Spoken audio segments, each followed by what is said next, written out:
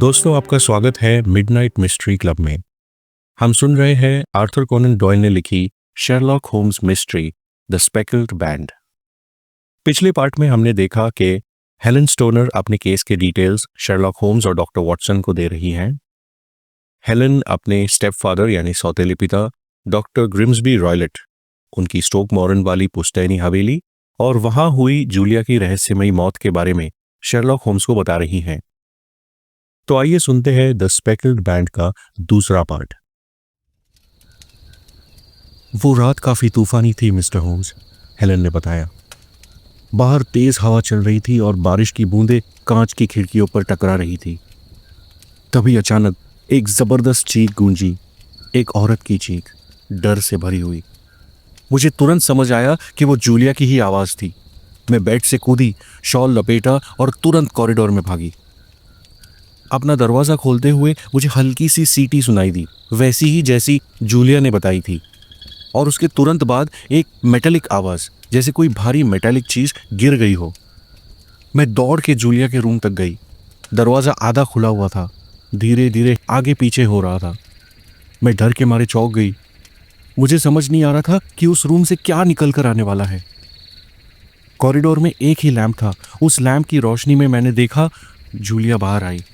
उसका चेहरा बिल्कुल सफेद, आंखों में डर, हाथों से जैसे हवा में किसी चीज का सहारा ढूंढने की कोशिश कर रही थी। पूरा शरीर ऐसे कांप रहा था जैसे किसी नशे में हो। मैं उसके पास दौड़ी, उसे पकड़ा, लेकिन तुरंत उसके पैर ढल गए और वो जमीन पर गिर पड़ी। उसका पूरा शरीर दर्द से कांप रहा था मिस्टर होम्स, जैसे कोई जहर उसके शरीर में फैल रहा हो। मैं सोच रही थी कि उसने मुझे पहचाना भी या नहीं, पर तभी उसने एकदम से कुछ बोलने की कोशिश की। Oh my God, Helen, the Speckled band, the Speckled band. वो कुछ और कहना चाहती थी। उसने अपना हाथ हवा में उठाया, डॉक्टर के रूम की तरफ इशारा भी किया, लेकिन तभी उसे एक और फिट आ गया और उसका हाथ जमीन पर गिर पड़ा।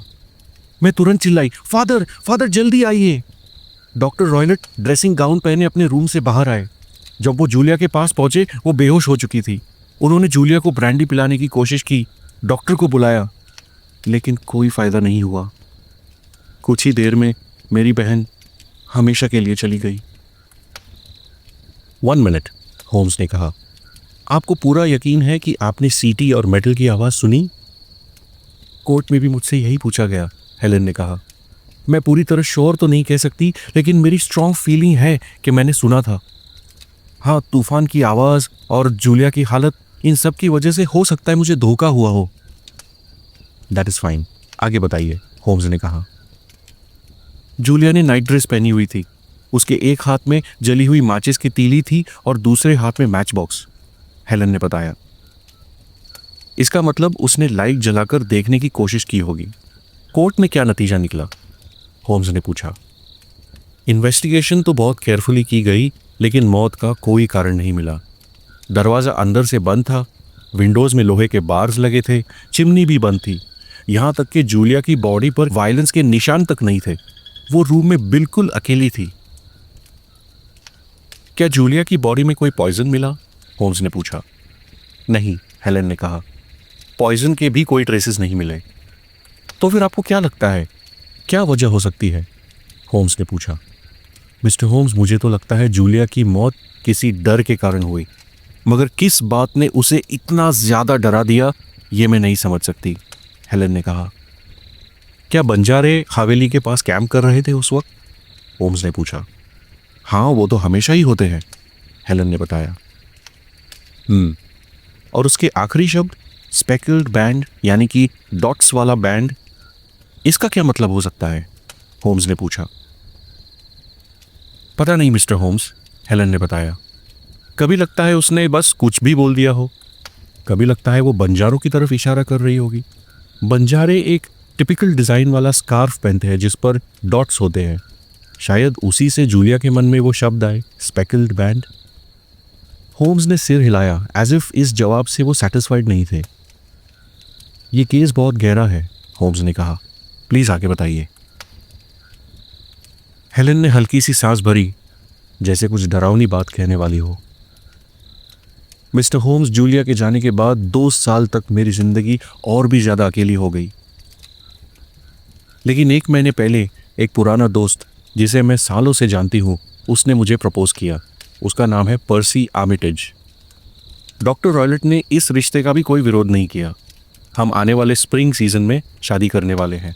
लेकिन 2 दिन पहले घर में कुछ रिपेयरिंग का काम निकला।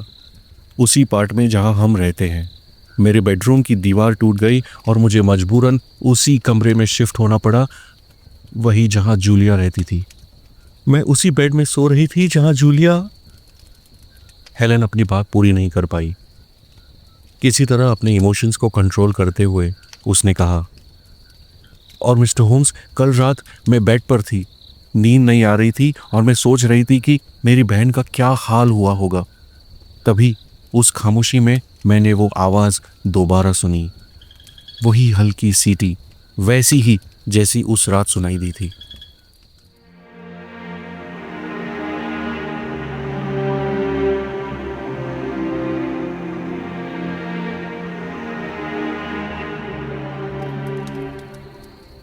मैं तुरंत बेड से कूद गई, लैंप जलाया, लेकिन रूम में कुछ भी नहीं था, कोई भी नहीं।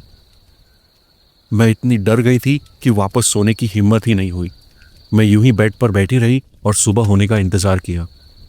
सुबह सबसे पहले तांगे से स्टेशन पहुंची और वहां से ट्रेन लेकर सीधा आपसे मिलने चली आई। आपने बिल्कुल सही किया, होम्स ने कहा।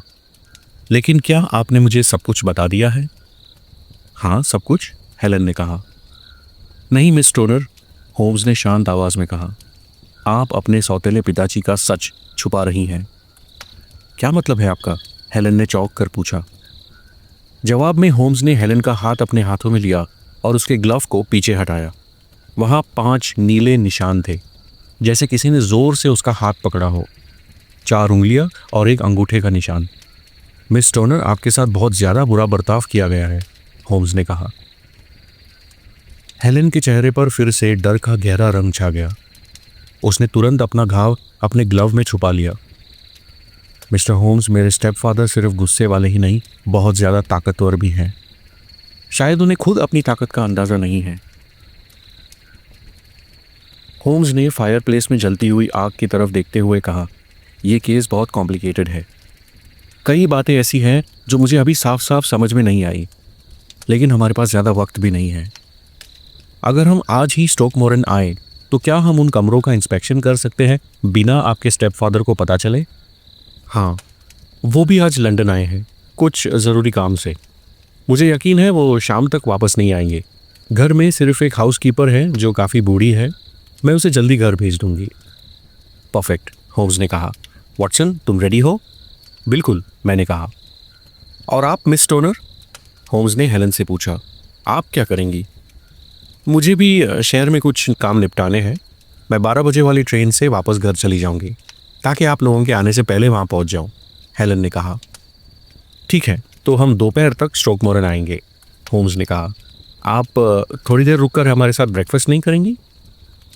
नहीं नहीं, मुझे जाना होगा, हेलन ने कहा। पर अब आपसे मिलकर सारी बातें बताकर मुझे हल्का महसूस हो रहा है। दोपहर में आपसे मिलने का इंतज़ार रहेगा। हेलन ने अपने चेहरे पर नकाब गिराया और उठकर रूम से चली गई। हेलन के रूम से निकलते ही होम्स ने मुझसे पूछा, वॉटसन, क्या लगता है इस केस के बारे में? मुझे तो ये केस काफ़ी संगीन और डरावना लगता है, मैंने कहा। हाँ, काफ़ी संगीन तो है। अगर मिस स्टोनर सच कह रही है कि दरवाज़ा, दीवारें, खिड़कियाँ, यहाँ तक कि चिमनी भी बंद थे, तो जूलिया की मौत के वक्त वो वाकई बिल्कुल अकेली थी। लेकिन वो सीटी और उसके आखिरी शब्द स्पेकल्ड बैंड, उसका क्या? मैंने पूछा। पता नहीं, होम्स ने कहा। सारी बातों को जोड़कर देखो, रात में सीटी की आवाज़, बंजारों का घर के पास होना और उनका डॉक्टर रॉयलेट के साथ क्लोज कनेक्शन, फिर ये भी कि डॉक्टर के पास अपनी स्टेप डॉटर्स की शादी रोकने का एक बहुत स्ट्रॉन्ग रीज़न है, और फिर जूलिया के आखिरी वर्ड्स में बैंड का जिक्र, और सबसे आखिरी में हेलन स्टोनर ने जो मेटल की आवाज़ सुनी, वो शायद खिड़कियों पे लगे लोहे की बार्स के बंद होने की आवाज़ हो सकती है। तो मुझे लगता है कि इस मिस्ट्री का राज शायद इसी दिशा में कहीं छुपा हो सकता है। पर फिर उन बंजारों ने क्या किया होगा? मैंने पूछा। उस बारे में मैं अभी कुछ नहीं कह सकता, होम्स ने कहा। तुम्हारी इस थ्योरी में काफ़ी फ्लॉज है, मैंने कहा। हाँ, मुझे भी ऐसा ही लगता है, होम्स ने कहा। इसीलिए तो हम स्टोकमोरन जा रहे हैं। मैं देखना चाहता हूँ कि मेरी थ्योरी के फ्लॉज का वहाँ कोई जवाब मिलता है या कोई नई थ्योरी सामने आती है।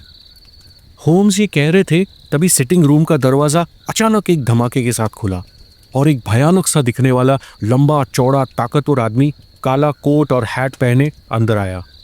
उसका फिजिक ऐसा था कि दरवाजे का पूरा फ्रेम उसी से भर गया था। उसके हाथ में एक छड़ी थी। उसका चेहरा जैसे तेज सूरज की गर्मी में जला हुआ था, झुर्रियों से भरा हुआ। आंखों में एक क्रूर गुस्से वाली झलक थी। वो किसी शिकारी पक्षी जैसा लग रहा था। हम दोनों को बारी बारी उसने देखा और गहरी चेतावनी भरी आवाज में पूछा, तुम दोनों में से होम्स कौन है?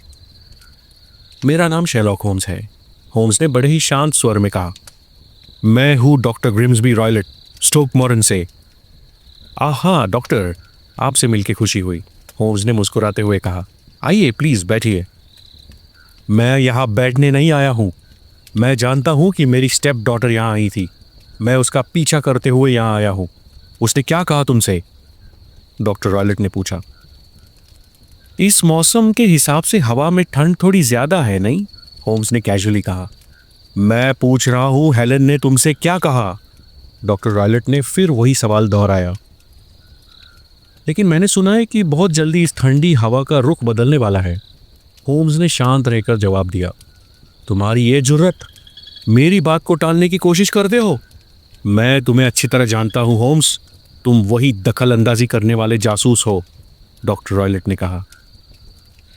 होम्स ने जवाब में बस स्माइल किया। तुम वही हो जो दूसरों के मामलों में अपनी टांग अड़ाते हो। होम्स की स्माइल और भी चौड़ी हो गई। स्कॉटलैंड यार्ड का पिद्दू अफसर, डॉक्टर रॉयलेट ने कहा। इस बार होम्स ने जोर से हंस दिया। आपकी बातें काफी मनोरंजक है डॉक्टर, लेकिन अफसोस है कि मुझे कुछ और जरूरी काम है, तो बाहर जाते हुए प्लीज दरवाजा बंद कर दीजिएगा, ठंडी हवा अंदर आ रही है। मैं तभी जाऊंगा जब जो कहने आया हूं वो कह दूं, डॉक्टर रॉयलेट ने गरजते हुए कहा। तुम मेरे काम में दखल मत देना, मैं एक खतरनाक आदमी हूं। ये कहते हुए डॉक्टर रॉयलेट ने एकदम से फायरप्लेस के पास पड़ा एक लोहे का सलिया उठाया और अपने दोनों हाथों से उसे मोड़ दिया। ये देखो, मुड़ा हुआ सलिया होम्स की तरफ फेंकते हुए डॉक्टर रॉयलेट ने कहा। मेरी पकड़ में मत आना होम्स, वरना तुम्हारा भी यही हश्र कर दूंगा।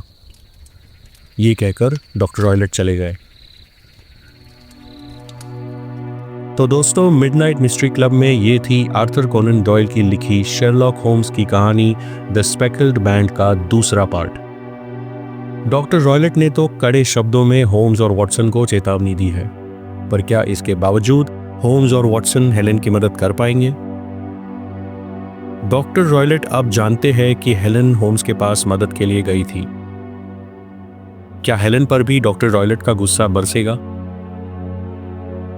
स्टोकमोरन के उस पुश्तैनी हवेली में होम्स और वॉटसन के सामने कौन से राज खुलेंगे? देखेंगे द स्पेकल्ड बैंड के तीसरे पार्ट में। अगर आपको ये कहानी पसंद आई हो तो लाइक, सब्सक्राइब और शेयर करना ना भूलें। फिर मिलेंगे अगले एपिसोड में only on Midnight Mystery Club. तब तक के लिए goodbye and take care.